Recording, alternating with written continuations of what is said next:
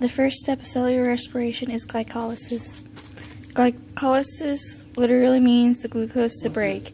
It occurs in the cytoplasm and priming of glucose. In other words, 2 ATP is needed and 4 ATP is created. Glycolysis, it is made in the substrate level phosphorylation. The enzyme and then the substrate moves over to join ADP to create ATP. Also, NAD, 2 NADs plus each gain a hydrogen, and 2 NADH is produced.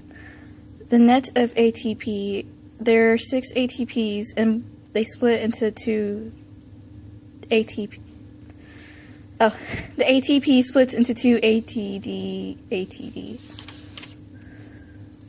Cellular respiration, step 2, oxidation of the pyruvate.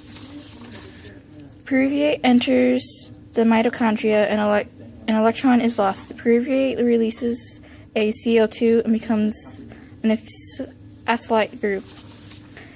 Acylate group is attracted to coenzyme A, forming acylate coenzyme A. Big deal is not only are 2 CO2s and 2 NADH are produced. 1 per pyruvate, and each acylate creates a carbon. Steps 3. The citric acid cycle, or also known as the Krebs cycle, occurs in the mitochondria's inner matrix. Of each of the 2 acylate group goes through this cycle. Step 4.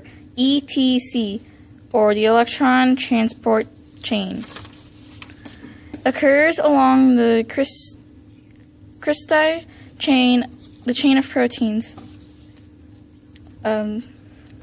causing NADH and FADH2 to alternate in oxidation and reduction. The passing of electrons continues until oxygen is reached. All the while, hydrogen ions are being pushed out to the intermembrane. Hydrogens need to get into the matrix, so ATP synthase gives them a tunnel to pass through, which makes H2O molecules. This is a series of the Calvin cycle. This is a series of reactions of CO2 into molecules needed to build a new cell, occurring in the stroma.